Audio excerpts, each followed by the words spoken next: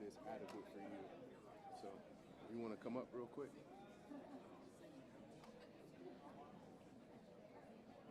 Is that good? It should work. Yes, All right. sir. Copy. And if it seems funky, I'll just tilt it down. It's just a little button right here. Yep. No problem.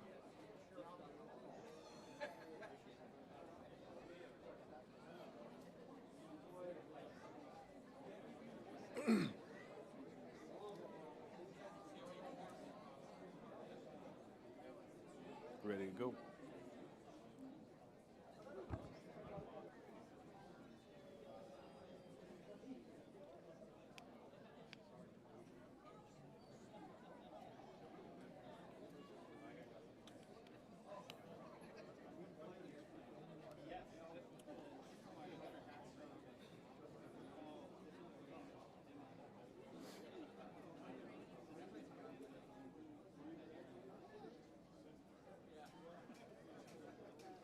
Ladies and gentlemen, our ceremony will begin momentarily.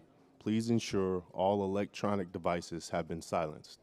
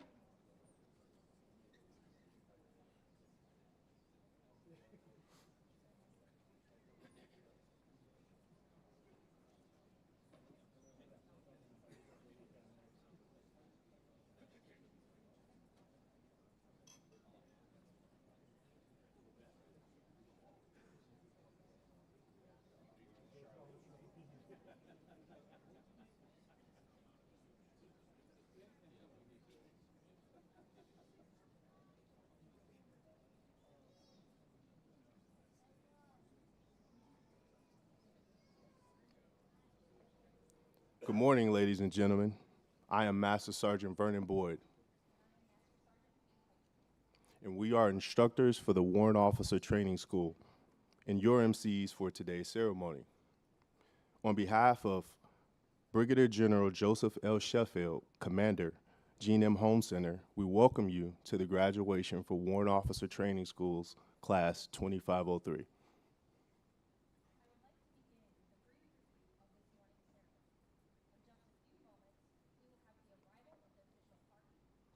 During the playing of ruffles and flourishes, it is customary for military members in uniform to stand at attention facing the dignitary. Today, we will honor the commander of the 16th Air Force, Air Force's Cyber, Joint Force Headquarters Cyber Air Force, and today's keynote speaker, Lieutenant General Thomas K. Hensley. The graduates are in their service dress uniform, symbolizing the ceremonial duties for today. To maintain proper decorum and respect, we ask that you abide by the following protocols. There are times that you will be asked to stand. During those times, please stand and render the appropriate courtesies. Military members and veterans in uniform will stand at attention. We ask that our civilian guests stand and place their right hands over their heart during our national anthem. Veterans and military members who are not in uniform may also place their right hands over their heart. In addition, please reserve respect during the oath of office. During this oath, warrant officers pledge their lives to support and defend the Constitution and our country. We will be providing cues throughout the ceremony to guide you. Ladies and gentlemen, please stand for the arrival of the official party and remain standing for the playing of ruffles and flourishes, followed by the singing of the national anthem and invocation.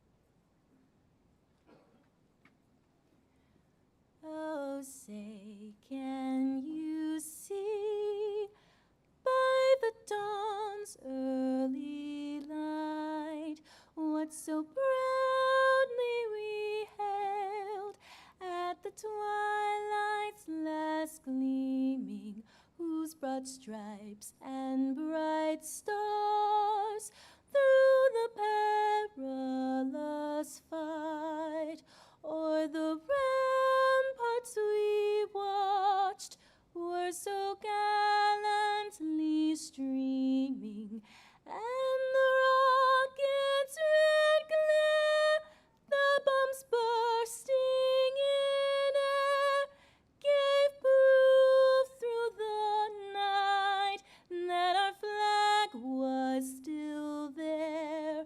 Oh, say, does that star-spangled banner yet wave o'er the land of the free and the home of the brave?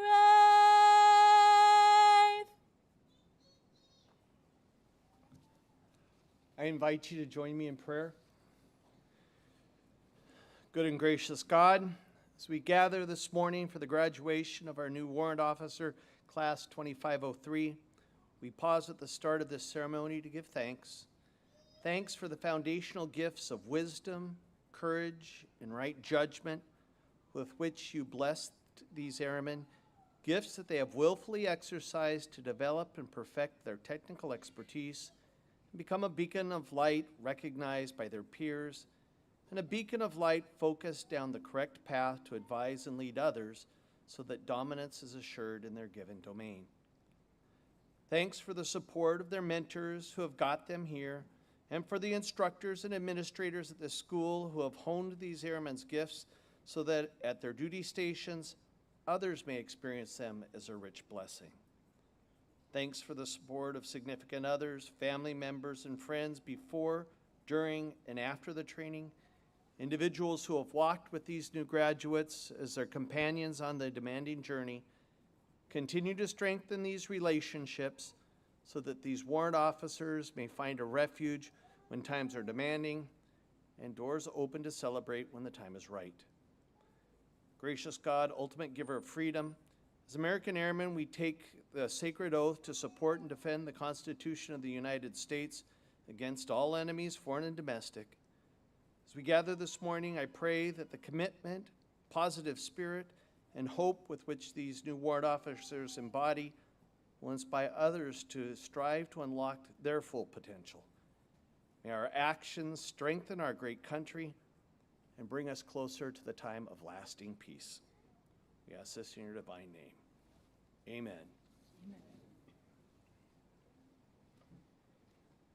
Thank you, Lieutenant Marshall, for that beautiful rendition of our national anthem, and Chaplain Poole for that inspirational invocation. Ladies and gentlemen, please be seated.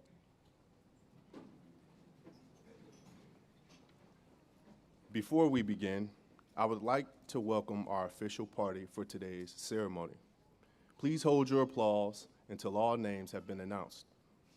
The Commander, 16th Air Force, Air Force's Cyber Joint Force Headquarters Cyber Air Force, Lieutenant General Thomas K. Hensley, and his Command Chief, Chief Master Sergeant Robert Hopkins. The Commandant, Warrant Officer Training School, Major Nathaniel Raisler, and his spouse, Elise. Senior Enlisted Leader, Warrant Officer Training School, Senior Master Sergeant Jarvis Wilson, and his spouse, Corinda. We would also like to recognize senior leaders without whom this day would not be possible. The Commander of the Gene M. Home Center for Officer Accessions and Citizen Development, Brigadier General Joseph L. Sheffield, and his spouse, Sarah. The Acting Deputy Commander of the Gene M. Home Center for Officer Accessions and Citizen Development, Miss Patricia Sergi. The Assistant Adjutant General, Joint Force Headquarters of Rhode Island State, Brigadier General Thomas Hannon, and his Command Chief, Chief Master Sergeant Christopher Ninto. The Rhode Island State Command Chief Warrant Officer, Chief Warrant Officer 5, Robert Hewitt. The Commander of the 42nd Air Base Wing, Colonel Shamika Tolliver. The Commander of Officer Training School, Colonel Roxanne T. Toy. The Commander of the Air Force ROTC, Colonel Eugene A. Moore III. The Command Chief Warrant Officer of the Army National Guard, Chief Warrant Officer 5, Brian Searcy. The Texas State Command Chief Warrant Officer, Chief Warrant Officer 5, Catherine Brown. The Director of the Support Directorate of the Gene M. Holmes Center for Officer Accessions and Citizen Development, Ms. Shanice Johnson.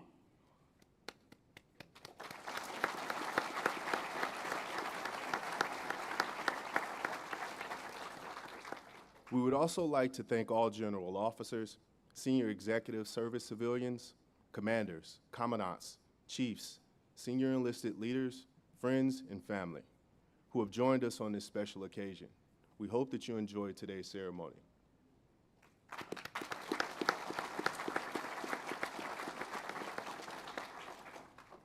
Today marks a significant day for our warrant officer candidates. Prior to 2024, the last Air Force warrant officers were CW4 James Long, retiring Regath in 1980, and CW5 Bob Barrow, completing his service in the reserves in 1992. Their legacy is honored in the two flights graduating today. Long Flight, instructed by Master Sergeant Vernon Boyd and Master Sergeant Kate Heitinen, and Barrow Flight, instructed by Master Sergeant Desiree Cobb and Master Sergeant Ryan Lawrence. Additionally, led by military training instructors Master Sergeant Christina Scribner, Tech Sergeant Joseph Sharon, and Tech Sergeant Richard Thompson.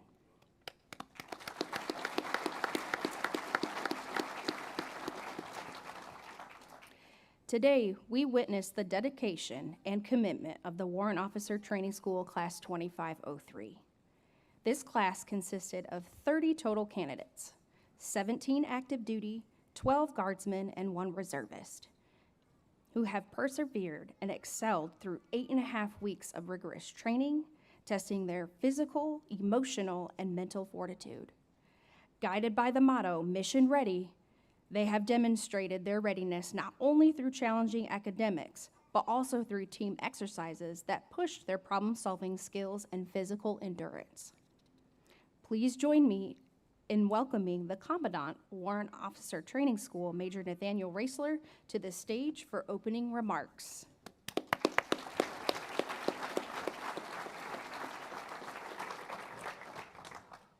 Hey, good morning. It's a great day to be here. Lieutenant General Hensley, thank you for making time in your busy schedule to be here today to mark this momentous occasion in these new warrant officers' careers. As many graduate to follow your lead in the 16th Air Force, I'm confident that you'll find them valuable and an integral part of your operations. They'll have an outsized impact around the Air Force. Many of these new warrant officers will be the first in their units, and many will be the first in their states. They'll be the vanguard for future technical leaders in the Air Force. Thank you, General Sheffield and the entire Sessions Center and Home Center team. Your support and guidance is what allows this program to graduate outstanding warrant officers. Thank you to our Air University teammates. Mr. Strasburger, we're honored to have you here today. Thank you for all your continued teamwork with manning and sustaining the program. Colonel Tolliver, thank you to you and the whole 42nd Air Base Wing. We appreciate your team's constant follow-through with our mission, even as you have many others to support. Chief Searcy, thank you for being here and for the entire Army Warrant Officer cohort's willingness to mentor and grow the Air Force's program and its new warrant officers. Thank you. Thank you to Colonel McHugh and the Army's Warrant Officer Career College for your continuing support to our program. We're thankful for your mentorship and standing up to school and the continued training of our instructors to help grow the most mission-ready product possible. Thank you to Major Smith, Captain Slayton, Staff Sergeant Newberry, Ms. Simmons, and the rest of the team who put together this ceremony. Your hard work has made this a meaningful and professional event for our graduates and families. Thank you to the Watts staff and faculty. You continue to improve your own skills and the course as a whole on every iteration. I appreciate your unrelenting focus on excellence and growing these candidates as they prepare to be mission-ready warrant officers. Families, friends, and mentors, thank you for what you've done up to this point, helping these new warrant officers grow personally and professionally, supporting them, mentoring them, and growing them into the newest technical leaders in the Air Force. I know you'll continue doing that. Candidates, you've done a lot of work to get throughout your careers to get here. It was competitive just to get selected to attend Warrant Officer Training School in this first year of the program. You showed consistent excellence and high potential. Then you came here and we challenged you again. We have 3 learning outcomes at Warrant Officer Training School to grow professional warfighters, credible advisors, and technical integrators. We work to build these 3 outcomes in every single candidate and assess their ability to fill each of these roles in service to their unit and the Air Force. That process was often difficult and uncomfortable for the candidates. From early wake-ups and limited communication with your families to a demanding PT program and other stressors, and 75 hours of academics plus exercises and war games, this course demanded a lot. And it had to. This is an Air Force accessions course required for you to warrant or commission as a warrant officer. We challenged you physically, mentally, and emotionally. You showed grit and leadership, keeping your class together and lifting each other up. Today, graduating 30 out of 30 who arrived here. You were always professional and motivated, and I appreciate that you had some fun with it.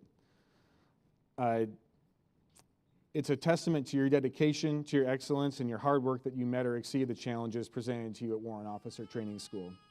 Those skills will continue to serve you as well as you are that vanguard of warrant officers in the Air Force. We'll need your technical expertise, and we'll need your leadership, your humility, your innovation, and your continued dedication to excellence. Today is all about you and your families, and it should be. Tomorrow, it's all about what you can do for the Air Force. I've seen what you can do here, and I'm confident you'll deliver for the force. I look forward to seeing your excellence in action in the years to come, and I'm grateful that you stepped up to the challenge. Mission ready.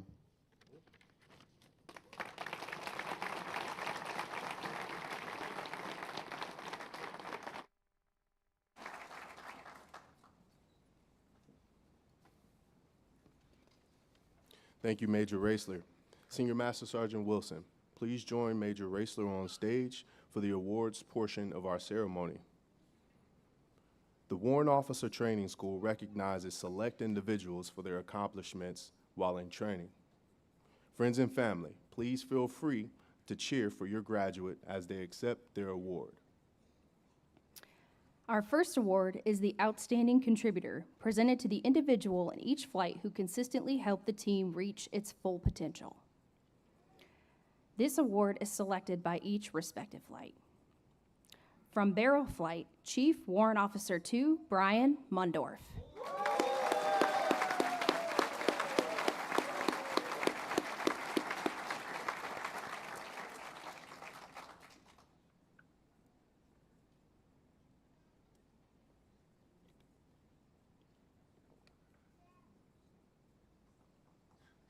From Long Flight, Warrant Officer 1, Hikaru Okamura.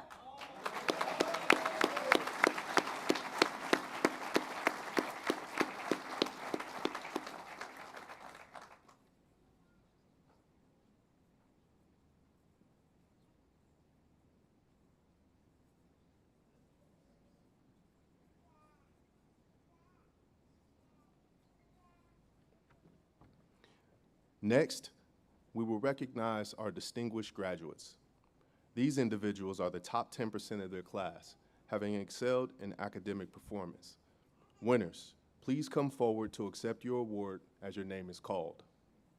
The distinguished graduates for Class 2503 are Chief Warrant Officer 2, Thomas Huey, and Warrant Officer 1, Donald Francisco.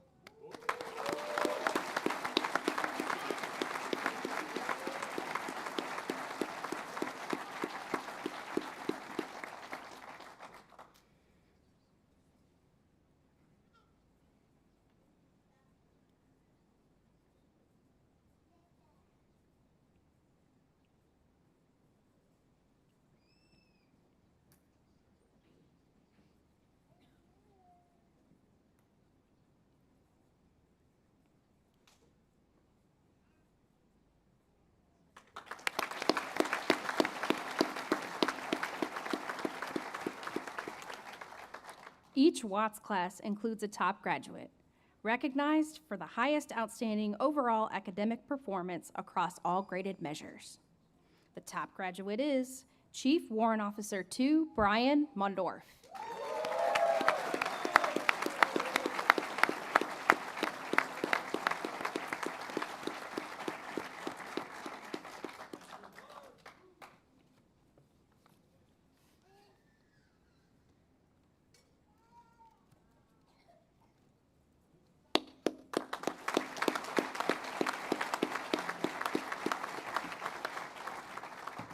Now, we will introduce the Commandant's Leadership Award, presented to the graduate who best exemplified the Warrant Officer Training School's whole person concept and demonstrated exceptional leadership and followership throughout the course.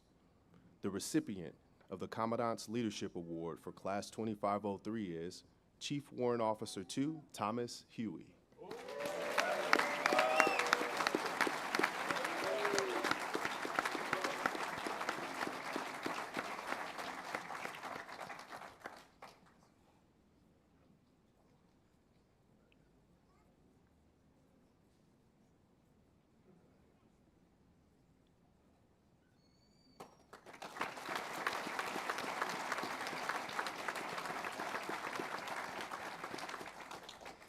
Thank you, Major Raisler and Senior Master Sergeant Wilson.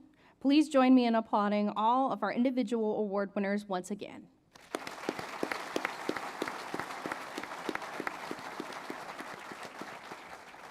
Ladies and gentlemen, it is my honor to introduce our keynote speaker for today's graduation. Commander of the 16th Air Force's Cyber and Joint Force Headquarters Cyber Air Force, Lieutenant General Hensley. Sir, the floor is yours.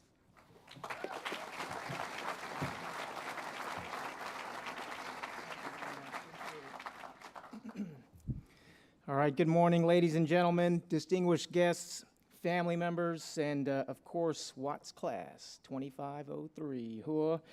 It's an absolute honor and privilege to be the keynote speaker at this graduation ceremony. First off, let me just say special thanks to Major Raisler for the invite, allowing me the honor and privilege to be here. But more importantly, thank you, Senior Wilson, and the entire staff and the faculty for doing an outstanding job with your leadership, for mentoring, coaching, and teaching our future warrant officers. So if you're part of the cadre and the staff, please stand. We'd like to recognize you with a round of applause. Please stand.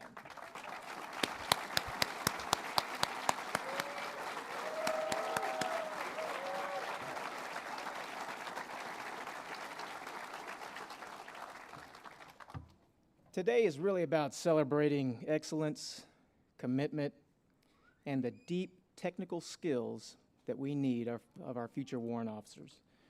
So for the graduating class, congratulations on a job well done. We're about to promote you to chief warrant officers. But I also want to thank the family members that are here in attendance today. As much of an accomplishment as this is for them, this is also a significant accomplishment for you. Thank you for the love and support that you've provided these service members. Without that love and support, they couldn't do what it is that they do so well. And so, family members, please stand. We'd like to give you a round of applause.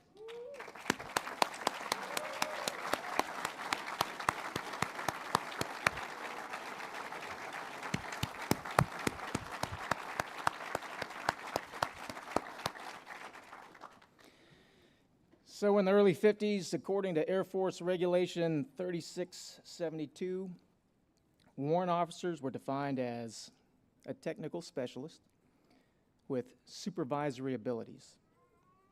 Warrant officer duties required more responsibility than what was desired of an NCO, but greater specialization than what was desired of a junior officer. But in 1959, the year the Air Force promoted its first E9, the Air Force announced plans to phase out the warrant officer ranks. So fast forward to April of 2024. The former Secretary of the Air Force, Secretary Kendall, decided to bring back the Chief Warrant Officer ranks, specifically for our cyber career fields. And here we are today, celebrating Class 2503. Today, we recognize the 30 newly minted warrant officers from the Class of 2503. As mentioned previously, we have 1 Air Force Reserve member, 12 Air National Guard members, 17 active duty. If that's not total force, I don't know what is. And I think the next class is all going to be Guard. Is that right? So tremendous move forward with our total force capabilities. 22 Warrant Officer 1s, 8 Chief Warrant Officers 2. Congratulations. And your graduation couldn't have come at a more critical time. You see, when I first entered the military back in there was no internet, right? The first Desert Storm conflict had just finished a couple of years before I entered the service and I donned the uniform. Our primary security threat at the time was the civil war in Bosnia-Herzegovina. And we're enforcing no-fly zones over Iraq. Needless to say, that was a relatively simpler time. What do we have today? Today, we're focused on defending the homeland by securing the southern border, creating a golden dome. Why are we creating a golden dome?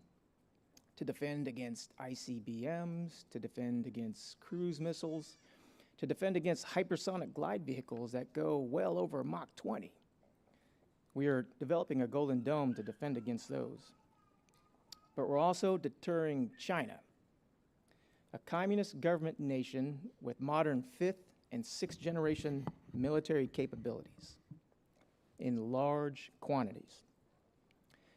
We also remain engaged with NATO to help our allies and partners defend against the Russian invasion in Ukraine.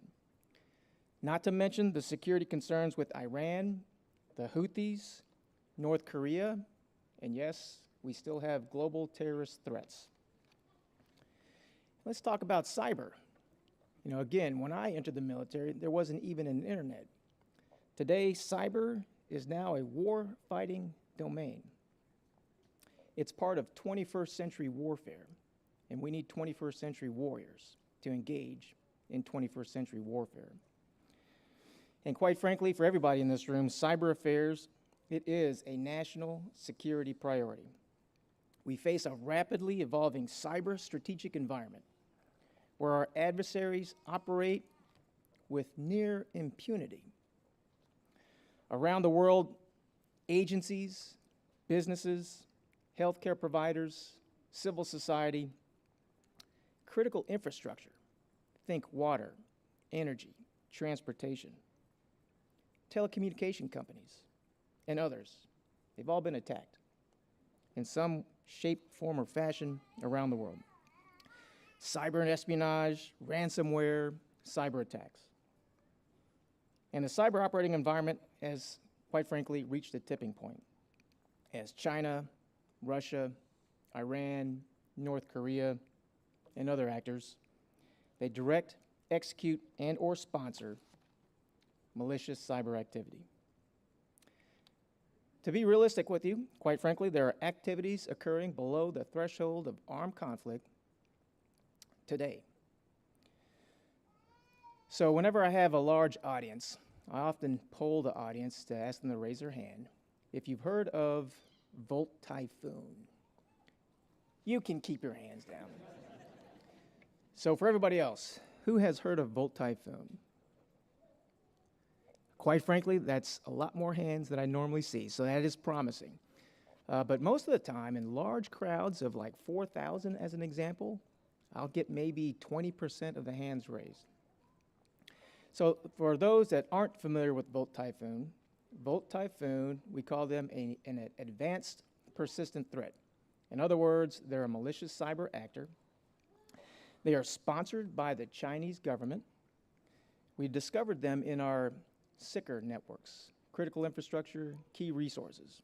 Those networks that I described earlier, water, energy, transportation. They've had persistent access in those networks for 5 years. You might ask, what are they doing with that persistent access in those networks?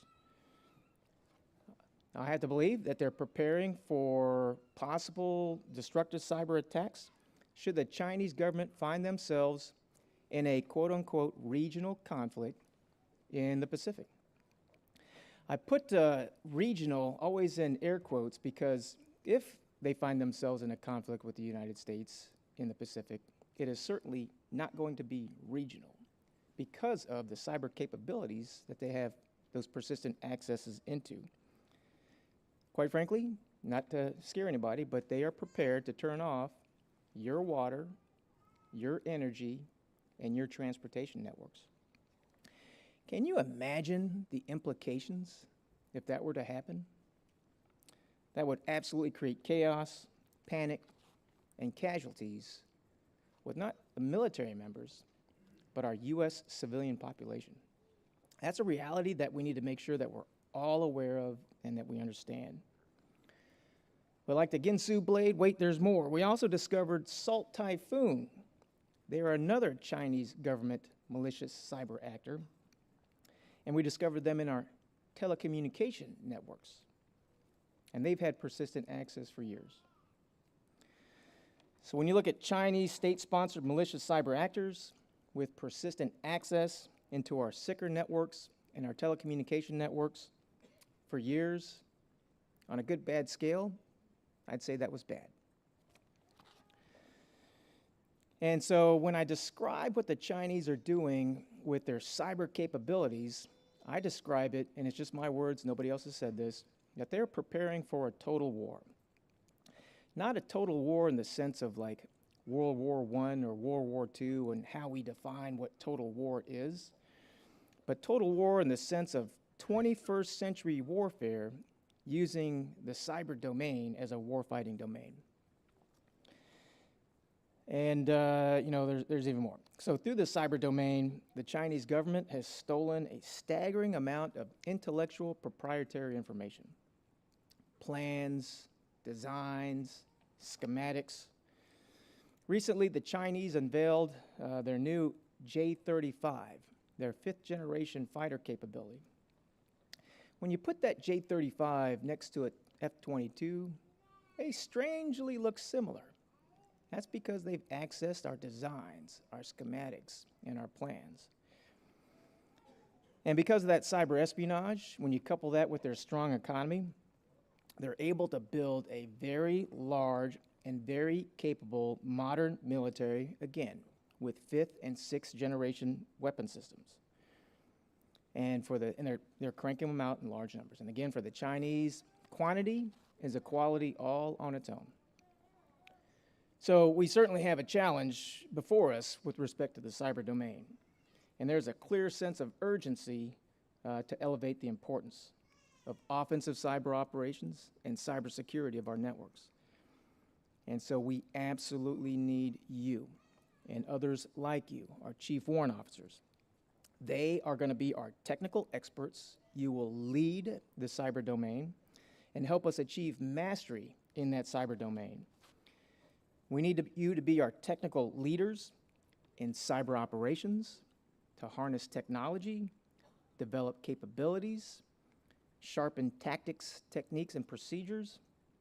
And we have to do it at a speed and scale faster, deeper, and broader than any of our adversaries, China being top of the list. And we also need to continue to recruit, train, develop, and retain the best minds in the cyber field. That's one of the reasons why Secretary Kendall wanted to resurrect the Chief Warrant Officer program, to ensure that we have the best minds in the cyber field. And here you are today. So from a cybersecurity standpoint, we used to be able to rely on the distances created by the Pacific Ocean, the Atlantic Ocean, to protect our country from hostile acts. In 21st century warfare, through the cyber domain, that protection is no longer there. Cyber is not constrained by geography. And everything we do with our joint forces, command and control, battle management, intelligence, surveillance, and targeting, reconnaissance, and the weapons that we employ, the fighter aircraft, the bomber aircraft, the missiles that we employ, all rely on networks. And we cannot let our networks be the soft underbelly to our war-making capabilities. From an offensive cyber standpoint, we need to be ready to unleash the full spectrum of cyber capabilities against our adversaries, to employ the full suite of cyber capabilities proactively and persistently, to seize and hold that terrain through initiative in competition, crisis, and conflict. We need to be able to defend forward in space and time by innovating and maturing our capabilities, our tradecraft, and our foundational intelligence. The Air Force was born as a service out of technology. And developing cutting-edge technology and adapting that technology for innovative purposes is a hallmark, it's a trademark of what makes the service so great. So continue developing that technology, be innovative with it, be creative with it, and help give us that competitive advantage that we need. And when I look at you, I see a very bright future. I see our future warrant officers that will help us keep that technological edge, backed by innovation and creativity. And I know for the future chief warrant officers that we have here, but for everybody in the room, I think we all know that without a shadow of a doubt, as our newly minted chief warrant officers, you will be the technical leaders of the most professional, elite, and lethal military force the world has ever seen. And I look forward to serving by your side. Thank you very much, congratulations, and God bless.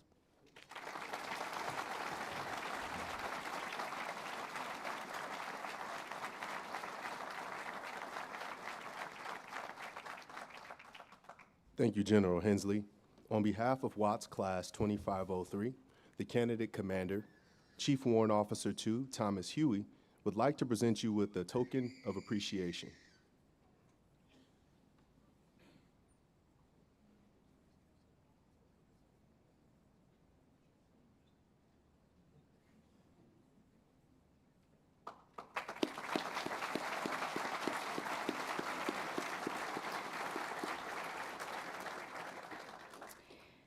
I would now like to ask the Watts Command Team to please join Lieutenant General Hensley on stage to present the graduation certificates.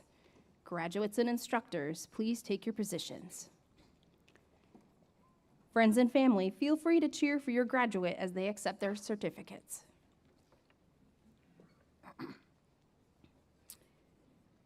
Warrant Officer 1, Stephen Adams.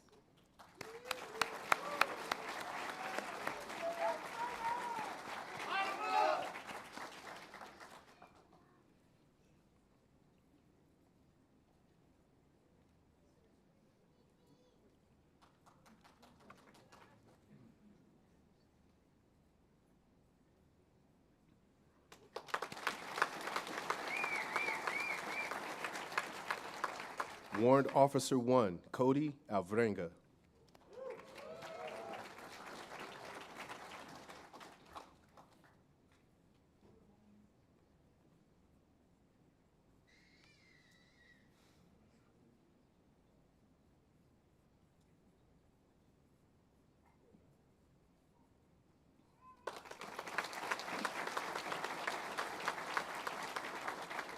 Warrant Officer 1, James Anderson.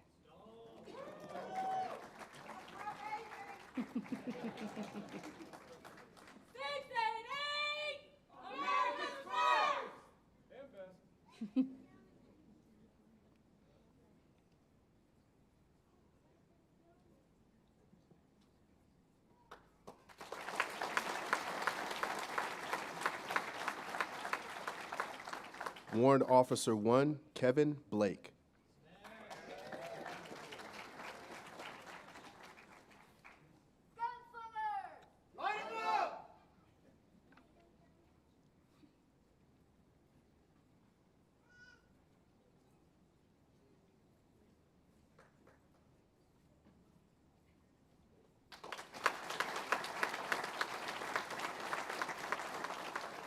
Warrant Officer 1, Taylor Broderick.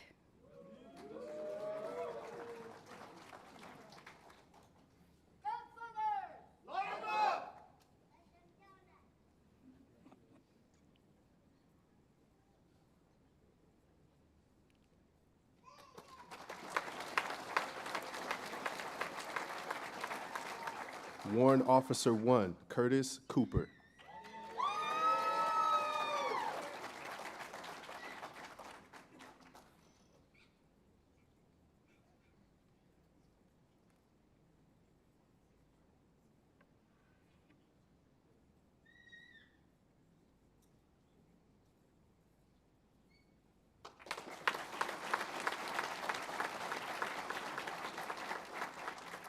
Chief Warrant Officer 2, J. Anthony Dell.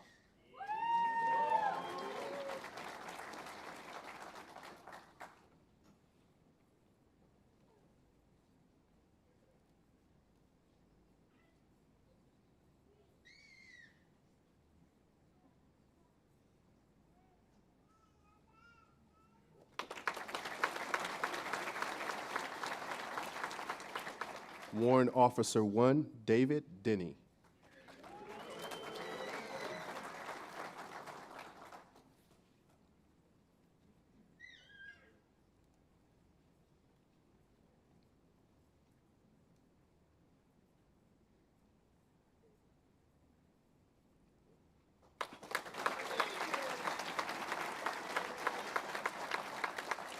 Chief Warrant Officer 2, Jonathan De Rivera.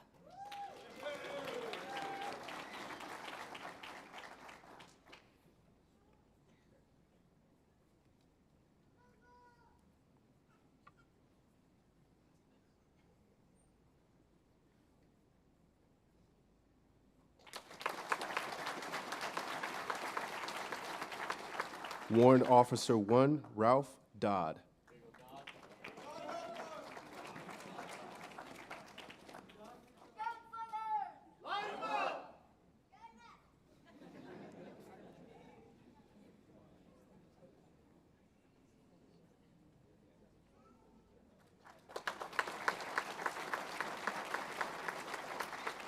Warrant Officer 1, Donald Francisco.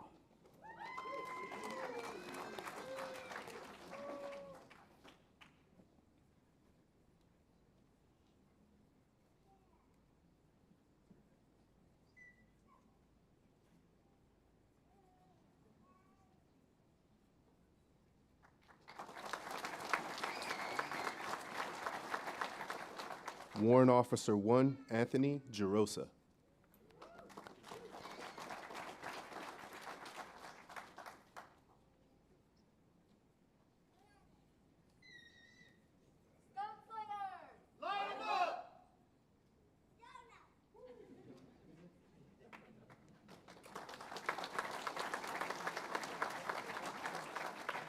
Chief Warrant Officer 2, Kelby Henson.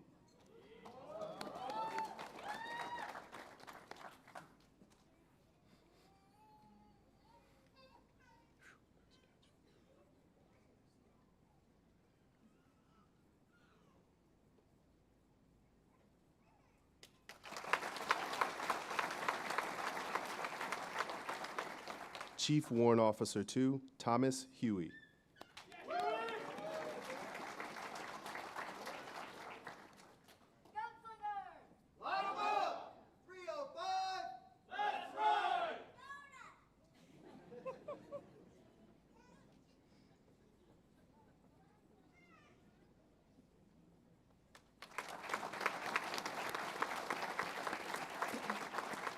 Warrant Officer 1, Khalees Ibrahim.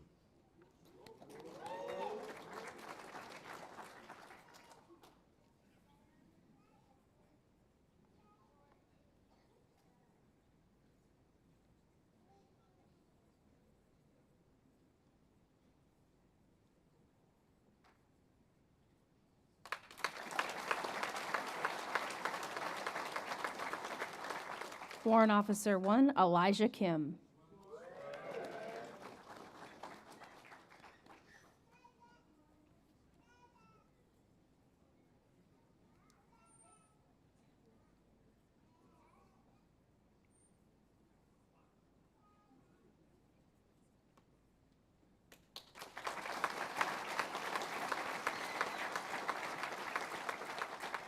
Warrant Officer 1, Tanner Kling.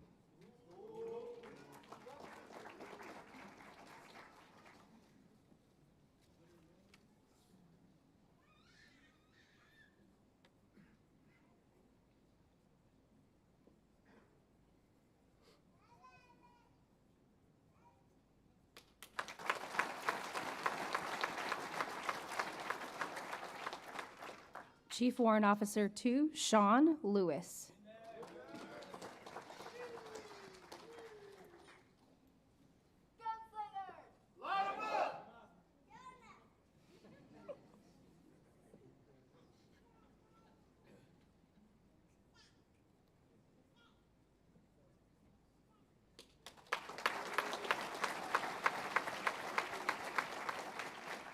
Chief Warrant Officer 2, Brian Mundorf.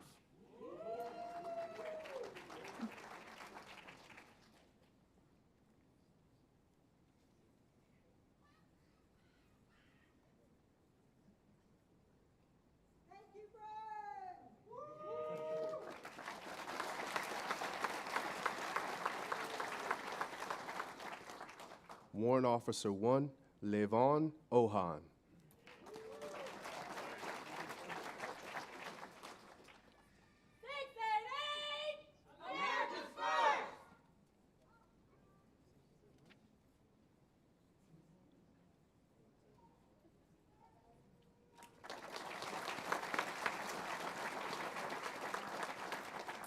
Warrant Officer 1, Hikaru Okamara.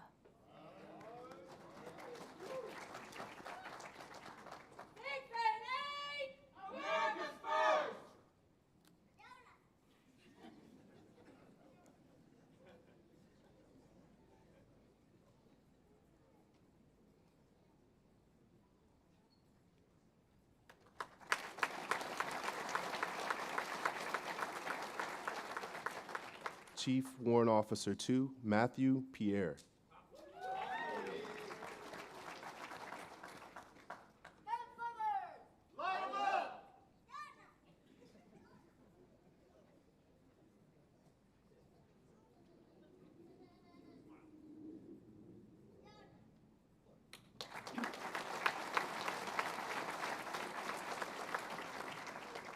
Warrant Officer 1, Asmandi Polanco.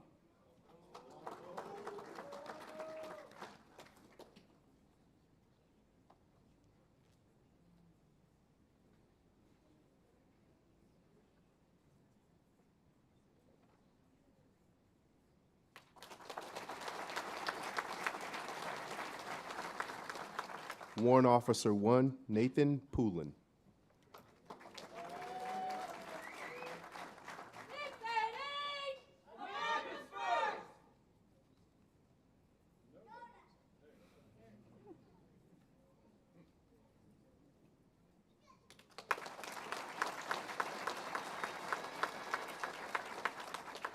Warrant Officer 1, Ruben Schlegel.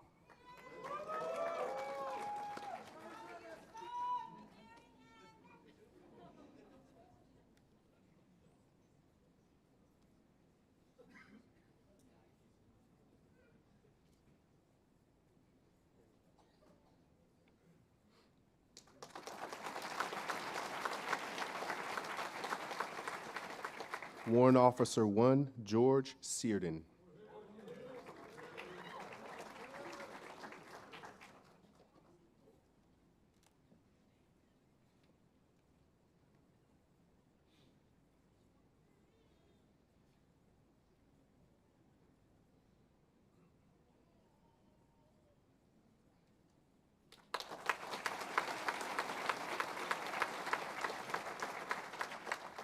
Warrant Officer 1, Solon Slater.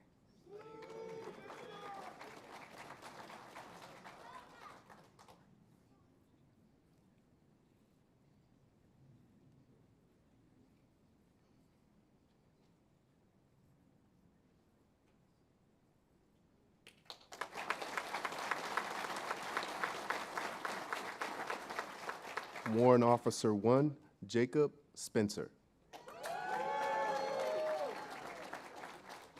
Sharks in the water!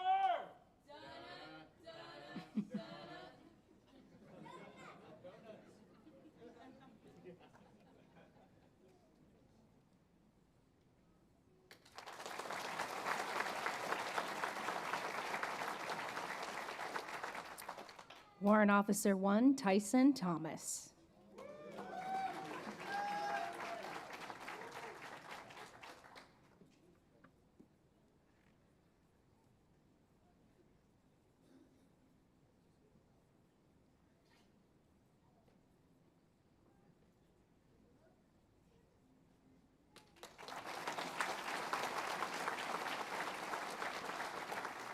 Chief Warrant Officer 2, Patrick Wade.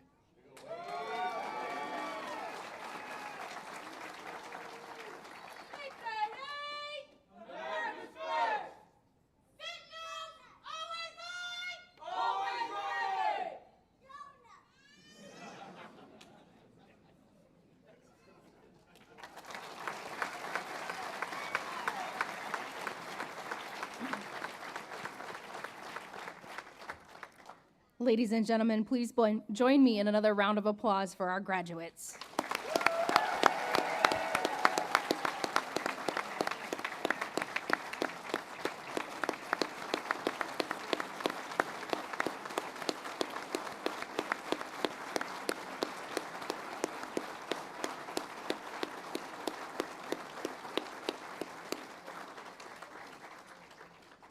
Thank you, Major Raisler and Senior Master Sergeant Wilson.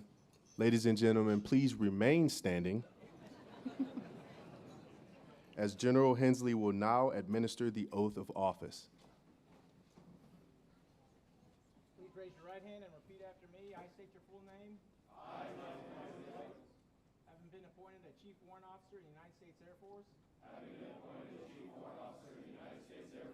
Do solemnly swear or affirm. That I will support and defend the Constitution of the United States. Against all enemies, foreign and domestic. That I will bear true faith and allegiance to the same. That I take this obligation freely. Without any mental reservation or purpose of evasion.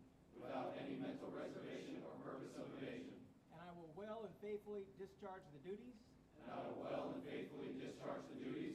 Of the office upon which I am about to enter. So help me God. Cool.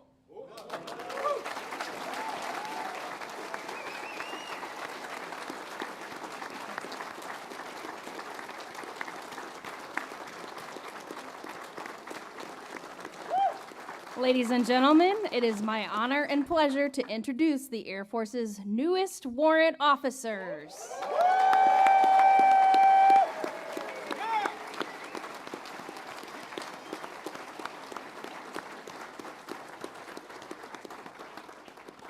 Ladies and gentlemen, you may be seated.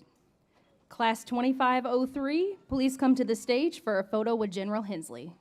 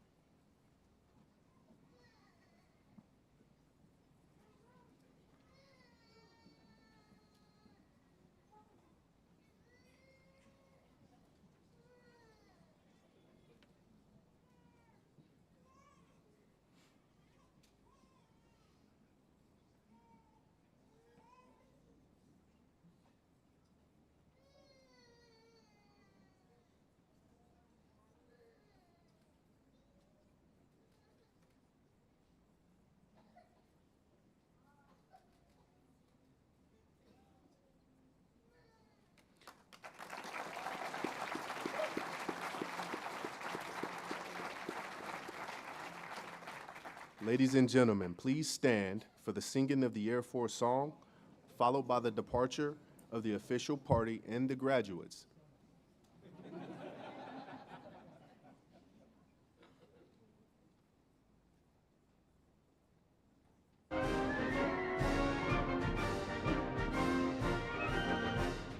Off we go to the wild.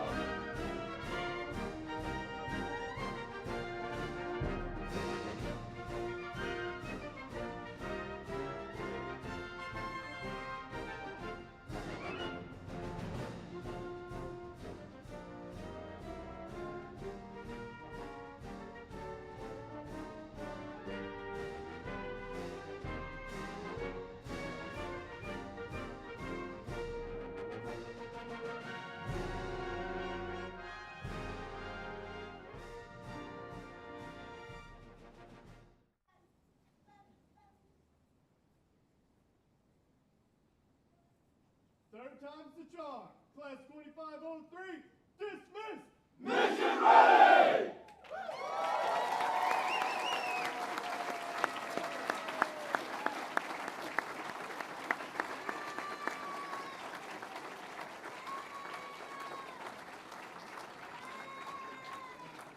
Ladies and gentlemen, thank you for attending today's ceremony. We invite you to join us in the Jones Auditorium foyer for a reception to celebrate this special occasion. Thank you and have